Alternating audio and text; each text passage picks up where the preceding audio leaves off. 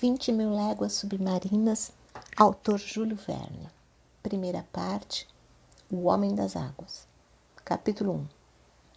O ano de 1866 foi assinalado por um acontecimento estranho. Havia já algum tempo que vários navios vinham encontrando nos mares uma coisa enorme, um objeto comprido, em forma de fuso, às vezes rodeado por uma espécie de fosforescência, muito mais corpulento e rápido do que uma baleia. Os relatos sobre esses encontros, registrados nos diários de bordo, coincidem perfeitamente nos pormenores da estrutura do objeto ou do ser em questão. Relatavam a espantosa mobilidade de sua movimentação, a sua surpreendente força de deslocação e falavam da vida especial de que ele parecia dotado.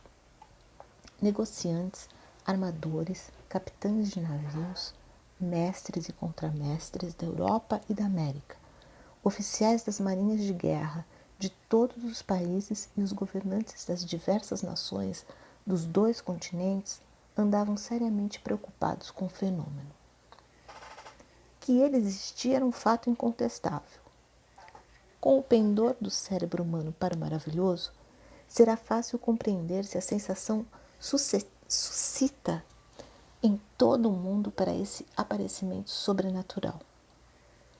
A 20 de julho de 1866, o vapor Governo Higginson havia encontrado o objeto em questão, a 5 milhas a leste das costas da Austrália. À primeira vista, o capitão Baker julgou ver um escolho desconhecido. Dispunha-se a determinar a sua situação exata, quando 2 colunas de água sobreprojetadas pelo inexplicável objeto ergueram-se nos ares a quase 20 metros de altura. Portanto, a menos que o escolho estivesse sujeito às erupções intermitentes de um geyser, o governador Higginson tinha se encontrado com um mamífero aquático, até então desconhecido, que expelia pelas ventas colunas de água misturada com vapor e ar. No dia 23 de julho do mesmo ano, no Pacífico, foi observado fato semelhante pelo navio Cristóbal Colón. Assim, este extraordinário cetáceo podia deslocar-se de um sítio para o outro com uma velocidade surpreendente, uma vez que, com um intervalo de 2 dias, os navios o tinham visto em 2 pontos geográficos afastados entre si mais de 70 léguas marítimas. 2 semanas depois, a 2.000 léguas de distância, o Helvetia e o Shannon, cruzando-se na zona do Atlântico compreendida entre os Estados Unidos e Europa, deram conhecimento um ao outro de terem avistado o monstro a 42 graus e 15 de latitude norte e 60 graus e 35 de longitude do meridiano de Greenwich. Através dessa observação simultânea, foi possível avaliar o comprimento mínimo do mamífero em mais de 106 metros, uma vez que o Shannon e o Helvetia eram de dimensões inferiores a ele, embora medissem 100 metros de proa a popa. Essas notícias chegadas seguidamente, mais as observações feitas de bordo do transatlântico Pereire, um abalroamento entre o Etna da linha Isseman e o monstro, além de um relato verbal feito pelos oficiais da fragata francesa Normandie e uma bem cuidada comprovação providenciada por oficiais do Comodoro Fitzjames de bordo do Lord Clyde, abalaram profundamente a opinião pública. A 5 de março de 1867, o Moravian da Montreal Ocean Company, encontrando-se a 270 graus e 30 de latitude e a 720 graus e 15 de longitude, abalou por este bordo com um rochedo não assinalado em qualquer mapa daquelas paragens. Com o esforço combinado do vento e dos seus 400 cavalos vapor, ele avançava a uma velocidade de 13 nós. Não há dúvida de que, se não fosse a qualidade superior do seu casco, o Moravian, que foi arrombado com o choque, teria sido engolido pelas águas com os seus 237 passageiros. A 13 de abril de 1867, com o mar calmo e o vento propício, Escócia encontrava-se a 150 graus e 12 de longitude e 45 graus e 37 de latitude. Às 4 horas e 17 minutos da tarde, durante o lanche dos passageiros, sentiu-se um choque ligeiro no casco do navio, de lado e um pouco atrás da roda de bom-bordo. O Escócia não fora abauroado, mas tinha sido tocado por um grande objeto cortante. A pancada fora tão leve que ninguém a bordo se preocuparia se não fossem os gritos dos marinheiros do porão, que subiram covés gritando que o navio estava fazendo água. A princípio, os passageiros ficaram assustados, mas o capitão Anderson apressou-se a tranquilizá-los, explicando-lhes que o perigo não podia ser iminente. O Escócia estava preparado para enfrentar um rombo no casco sem grande perigo de afundar. Continuou navegando e chegou ao porto de Liverpool com 3 dias de atraso. Os engenheiros verificaram que a 2,5 metros abaixo da linha de flutuação abriu-se um rombo em forma de triângulo isósceles.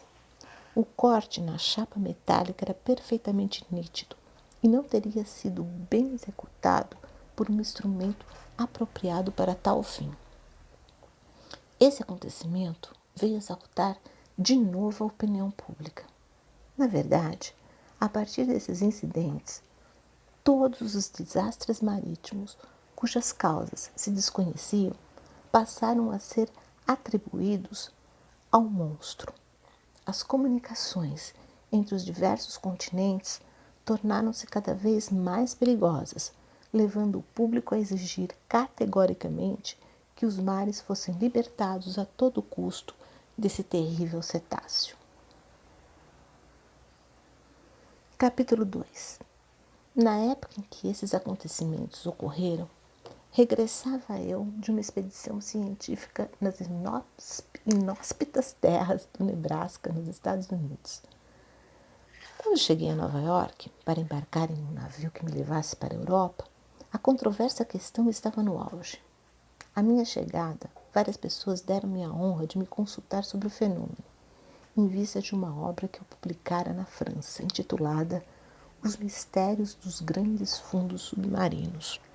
O acontecimento passara a preocupar várias camadas da população americana, e os Estados Unidos foi o primeiro país a adotar medidas enérgicas em nível de governo para esclarecer o mistério. A fragata Abraham Lincoln, moderna e muito rápida, recebeu ordens para se fazer ao mar o mais depressa possível com esse objetivo. O comandante, Farragut, reforçou o armamento de seu navio e encheu de munição os seus arsenais. Como sempre acontece, quando se decidiu a perseguição ao monstro, ele desapareceu. Durante 2 meses, ninguém ouviu falar dele. A fragata armada e abastecida por uma campanha demorada não tinha para onde se dirigir. A impaciência crescia a bordo entre os oficiais e marinheiros, quando chegou a notícia de que um vapor da linha de São Francisco da Califórnia tinha visto o animal nos limites setentrionais do Pacífico. A sensação causada por essa notícia foi grande. Os víveres continuavam a bordo, os depósitos de carvão estavam cheios e todos os homens se encontravam em seus postos. Só faltava acender as caldeiras da fragata e levantar ferro. Em menos de 24 horas, o capitão Farragut fazia-se ao mar. 3 horas antes de Abraham Lincoln deixar o cais do Brooklyn, recebi uma notícia do secretário da Marinha, J. B. Robinson, que, em nome de seu governo, convidava-me para representar a França participando daquela expedição. Capítulo 3. 3 minutos depois de ter lido a carta do ilustre secretário da Marinha, caçar aquele monstro inquietante e livrar os mares de sua constante ameaça tornaram-se o único objetivo da minha vida. A oportunidade de participar daquela caçada me empolgou. No entanto, eu estava cansado e precisando de repouso. O meu maior desejo era rever o meu país, os meus amigos, o meu pequeno apartamento do Jardim Botânico em Paris, as minhas preciosas coleções. Mas nada me deteve. Esqueci tudo. Fadigas, amigos, conforto, e aceitei sem reflexões a oferta do governo americano. Conselho, chamei com voz impaciente. Conselho era o meu criado. Tratava-se de um rapaz dedicado que me acompanhava em todas as minhas viagens, apto para todo o serviço e que, apesar do seu nome, nunca dava conselhos, mesmo quando não lhe eram pedidos. Era uma excelente e honesta criatura. Conselho, chamei-o de novo, começando os meus preparativos para a viagem com grande agitação. Prepare-se, meu rapaz, partimos dentro de 2 horas. Vamos para Paris? Perguntou ele. Sim, certamente, mas dando uma volta primeiro, respondi. Daremos a volta que o senhor quiser, concordou o criado. Não será uma grande volta, trata-se de um caminho menos direto. Vamos embarcar no Abraham Lincoln. Se é essa sua decisão, para mim é a melhor, senhor, disse ele. Vou lhe dizer a verdade, meu rapaz. Trata-se do monstro marinho. Vamos livrar os mares de sua presença. O autor de uma obra importante sobre os mistérios dos grandes fundos submarinos não poderia deixar de embarcar com o capitão Farragut. Missão gloriosa, mas perigosa também. Não sabemos para onde vamos. Esses animais são seres caprichosos, mas ainda assim vamos. Temos um comandante que não tem medo de nada. O que o senhor fizer, eu farei também, disse ele. 1/4 de hora depois, as nossas malas estavam prontas. Em poucos minutos, chegamos ao cais. As chaminés do Abraham Lincoln soltavam na atmosfera torrentes de fumaça negra. Subimos a bordo e um dos marinheiros conduziu-nos ao tombadilho. Conselho caminhou para a murada e eu fui levado à presença de um oficial de aspecto agradável, que me estendeu a mão. Sr. Pierre Aronnax? Perguntou-me. O próprio, respondi. O comandante Farragut? Em pessoa. Seja bem-vindo, senhor professor. Após os cumprimentos de praxe, deixei o capitão entregue ao seu trabalho e me encaminhei para a cabine que me estava reservada. A arrumação interior da fragata correspondia às qualidades náuticas. Fiquei muito satisfeito com o meu alojamento, situado a ré e comunicando-se com a sala dos oficiais. Deixei Conselho a arrumar convenientemente as nossas coisas e subi a coberta a fim de assistir aos preparativos da partida. Às 8 horas da noite, navegávamos a todo vapor nas sombrias águas do Atlântico. Capítulo 4. O comandante Farragut era um marinheiro muito experiente, digno da fragata que dirigia. Navio e comandante eram um só, sendo este a alma daquele. Sobre a existência real do cetáceo gigante, o comandante Farragut não tinha a menor dúvida e não permitia que os seus homens pensassem diferente dele. A tripulação observava os mares com um escrúpulo cuidadoso, cada homem querendo ganhar a soma de $2.000 prometidos para aquele que, grumete ou marinheiro, mestre oficial, avistasse o monstro primeiro. Por isso, todos forçavam os olhos a bordo do Abraham Lincoln. A fragata não faltava nenhum meio de destruição. Mas ainda tinha mais. Entre a sua tripulação encontravam-se Ned Land, homem conhecido como o rei dos arpoadores. Ned Land era um canadense de uma destreza pouco comum, sem rival no seu perigoso mister. Agilidade e sangue frio, audácia e esperteza eram qualidades que ele possuía em elevado grau, e seria preciso uma baleia muito manhosa ou um cachelote particularmente astucioso para escapar ao seu arpão.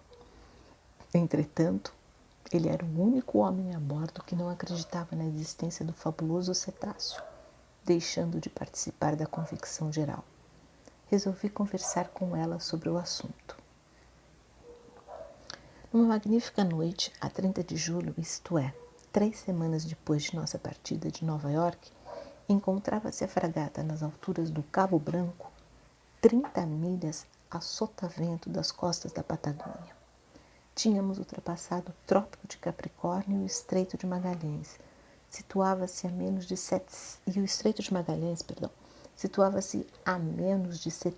milhas para o sul. Dentro de 8 dias, a fragata estaria navegando em águas do Pacífico. Ned, como pode estar convencido de que o narval que vamos caçar não existe? Tem razões particulares para proceder assim?